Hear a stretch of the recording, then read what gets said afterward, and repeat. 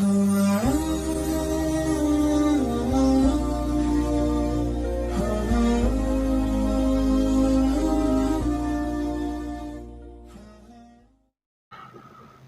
hamdalillah nahmaduhu wa nasta'inuhu wa nastaghfiruh wa na'udzu billahi min syururi anfusina wa min sayyiati a'malina. Man yahdihillahu fala mudhillalah wa man yudlil fala hadiyalah. Asyhadu an la ilaha illallah wahdahu la syarikalah wa asyhadu anna Muhammadan abduhu wa rasuluh. Allahumma shalli ala Muhammad wa ala ali Muhammad kama shallaita ala ali Ibrahim fil alamin innaka Hamidum Majid. Baik ya, kita insyaallah pada kali ini mulai membahas kitab Al-Hikam karya Ibnu Athaillah As-Sakandari yang berisi berbagai macam hikmah di dalamnya. Mudah-mudahan kita bisa mengambil manfaat dari sini. Semoga Allah memberikan kita kekuatan agar kita bisa mengamalkan ilmu yang kita dapat kali ini sehingga bermanfaat untuk kita nanti di akhirat. Ya, bermanfaat dalam bekal hidup kita, juga bermanfaat bagi akhirat kita nanti. Yang pertama, ya, min alamatil i'timadi alal amal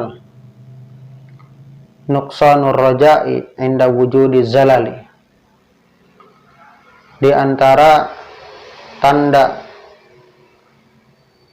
atau ciri ya, seorang hamba bersandar pada amalnya, mengandalkan amalnya, nuqsanur raja', berkurangnya atau bahkan hilangnya harapan, inda wujudi zalal, ketika terjatuh ke dalam sebuah kesalahan atau ketika berada dalam dunia yang fana ini. Singkatnya, ini mesti digambarkan secara gamblang, secara jelas. Ini merupakan satu pembahasan yang panjang. Ya, singkatnya, kita selaku hamba tidak boleh bersandar atau tidak boleh menganggap ya, atau mengandalkan amal kita jika kita berkeyakinan bahwasannya kita masuk surga karena amal, berarti kita sudah jatuh ke dalam sebuah ujub, atau bisa jadi nanti masuk ke dalam sebuah kesombongan. Karena harus hati-hati, jika kita terjerumus ke dalam ujub, ya, sudah jatuh ke dalam ujub, merasa takjub, merasa kagum kepada diri sendiri, maka bisa jadi kesananya kita akan timbul rasa sombong. Karena jika seseorang sudah kagum terhadap dirinya sendiri, kagum terhadap amalnya, maka yang ada, dia mudah untuk merendahkan amal orang.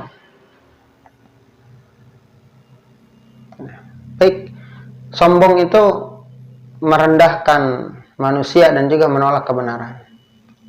Ketika kita sudah terdapat rasa bangga, rasa takjub, rasa kagum terhadap diri kita, terhadap amalan kita, maka di situ kita sudah masuk ke dalam ujub. Orang yang merasa aman, merasa yakin bakal masuk surga karena terlalu banyak amal yang sudah dia lakukan, terlalu banyak amal soleh yang dia laksanakan, banyak sekali ibadah yang sudah dia lakukan, maka ini berarti menandakan orang tersebut sudah terperangkap, ya, sudah masuk dalam perangkapnya iblis, sudah masuk ke dalam perangkapnya setan. Rasul sudah menggambarkan, sudah mengatakan kepada kita, kepada umatnya, bahwasannya setan itu sudah berputus asa. Ketika Rasul mengatakan kepada para sahabat, setan sudah berputus asa untuk membuat kalian menyembah dia. Tapi tidak akan tinggal diam. Karena langkah iblis itu Allah gambarkan dalam Quran surat Al-A'raf, ya. Itu janji iblis akan didatangi dari arah depan, dari arah belakang, kanan dan kiri, akan digoda. Makanya menurut Ibnu Abbas, dikutip dalam tafsir Ibnu Katsir, bahwasannya digoda dari arah depan adalah dibuat ragu dalam hal akhirat. Digoda dari arah belakang, maksudnya adalah dibuat senang, cinta terhadap dunia.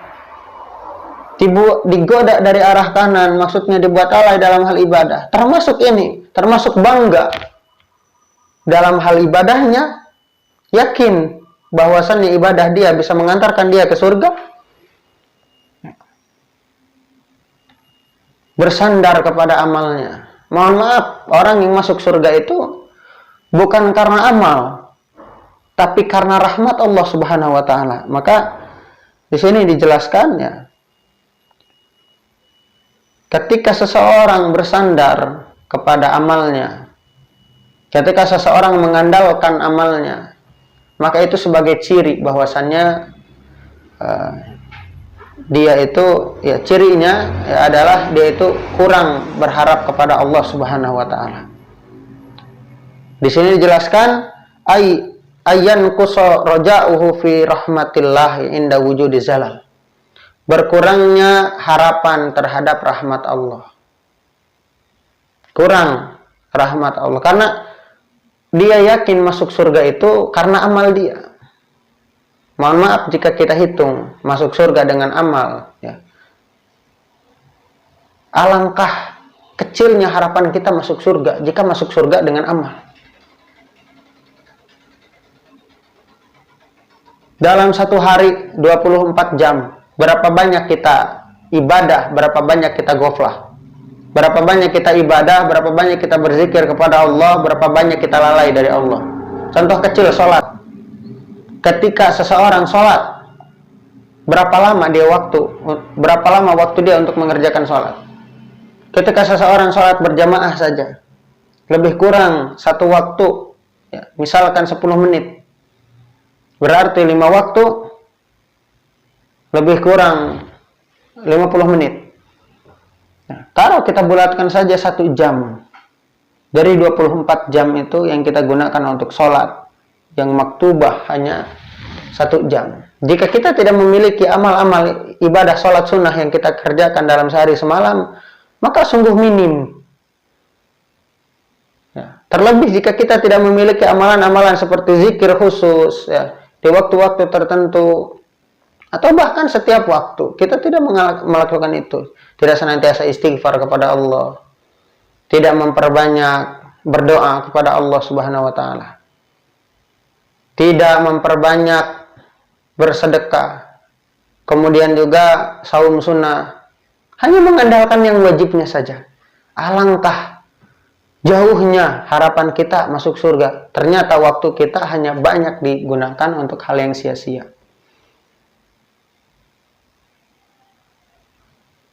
Ketika ada salah seorang sahabat Nabi bertemu dengan Nabi, mengatakan, baik mana, lebih bagus mana, lebih utama mana, masuk Islam apa berperang untuk Islam? Rasul mengatakan, masuk Islam kemudian berperang untuk Islam. Maka seketika orang tersebut masuk Islam, berperang, ya, terjun ke medan jihad, ketika itu dia syahid. Rasul mengatakan orang ini sangat beruntung, amalnya masih sedikit, ya, hanya masuk Islam saja, hanya syahadat, tapi dia ketika berjihad, dia syahid, dia belum sholat, belum menunaikan zakat, saum, apalagi haji.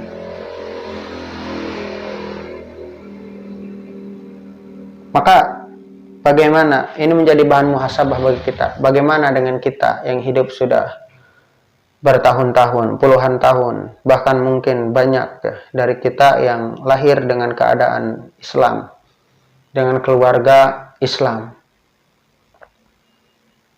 Tapi sayangnya, ya, kebanyakan umat muslim sekarang, terlebih para pemuda, banyak disibukkan dengan hal-hal yang tidak bermanfaat.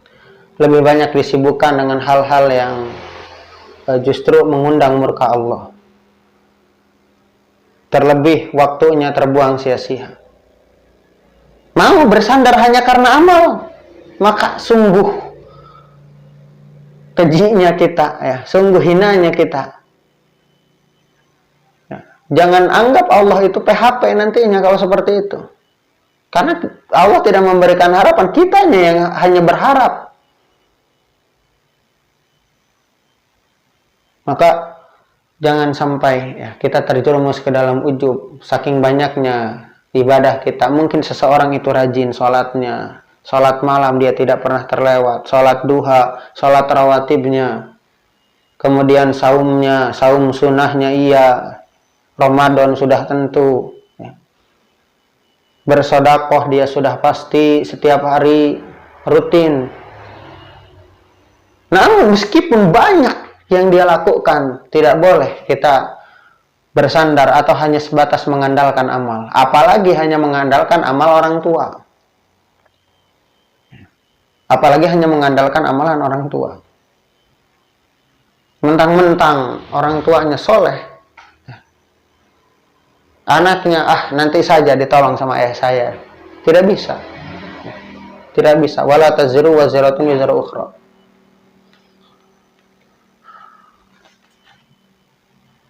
Terlebih ketika kita ada pada zaman yang mengikis agama.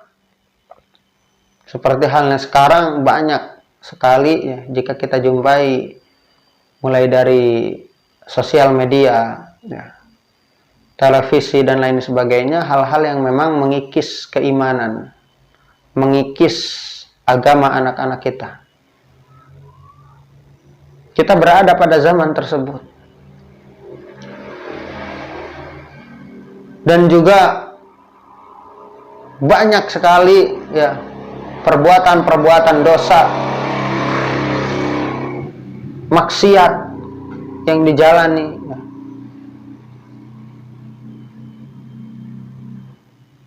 Zaman di mana fitnah merajalela. Wa qallat fihal amanah, dan amanah sangat disepelekan. Sedikitnya orang yang amanah ketika itu. Di zaman yang rusak, mengikis agama, mengikis akidah, mengikis keimanan kita. Maksiat di mana-mana, aurat sudah banyak yang terbuka, orang sudah tidak malu lagi. Ya, berjoget-joget di depan kamera seperti belut. Ya. Perempuan sudah tidak punya rasa malu ketika itu. Padahal malu merupakan bagian dari cabang iman. Ketika rasa malunya hilang, berarti keimanannya pun hilang. Karena tidak punya ciri dari iman itu. Tidak punya cabang dari iman tersebut.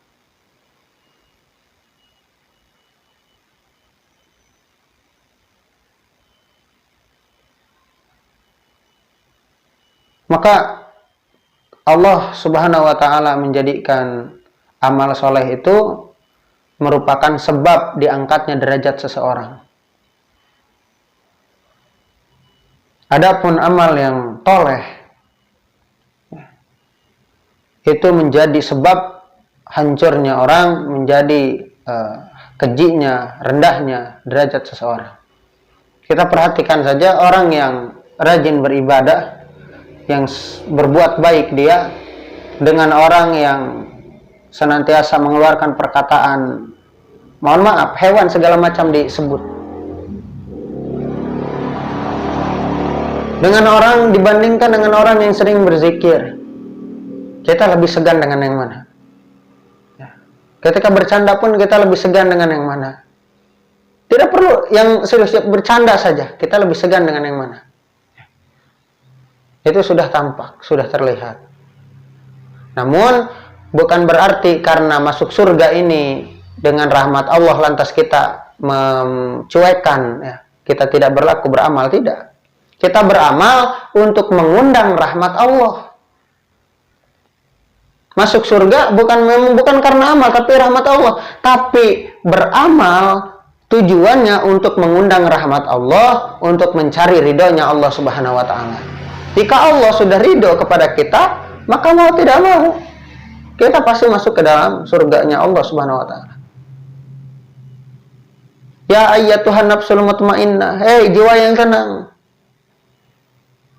irji'i ila rabbiki radiyatan mardiyah, mari pulang kembali kepada Tuhanmu dengan keadaan ridho dan diridhoi. Fadkhuli fi ibadi wadkhuli jannati. Masuklah ke dalam golongan hambaku dan juga masuk ke dalam surgaku.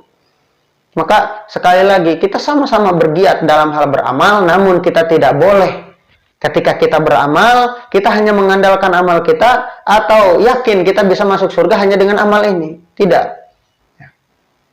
Ketika kita rajin beramal, justru harusnya seorang hamba itu tambah takut kepada Allah Subhanahu wa taala. Takut agak bagaimana jika amal tersebut tidak diterima. Sudah capek-capek dia beramal tapi amal tersebut harus hadir rasa takut itu. Bukan karena kita beribadah terus kita otomatis ya, masuk ke surga, tidak. Belum tentu. Orang yang sholat masih terancam. Fawailul lil musallin, celaka orang yang sering sholat. Ayat tersebut mengancam orang yang sering sholat. Logikanya, orang yang sering sholat saja masih diancam, apalagi orang yang tidak sholat. Maka ketika kita sering sholat, ketika kita rajin sholat, entah sholat yang maktubah, ataupun sholat yang sunnah, semakin banyak amal yang kita lakukan, semakin banyak sholat yang kita dirikan, hendaknya timbul rasa takut jika amal itu tidak diterima oleh Allah. Maka jika hal tersebut hadir dalam diri seorang hamba, ya, saya yakin orang tersebut akan senantiasa, hamba tersebut akan senantiasa memperbaiki amalnya. Terus menggali. Apakah amal saya ini benar? Apakah tata cara sholat saya ini sudah benar? Akan senantiasa bermuhasabah diri.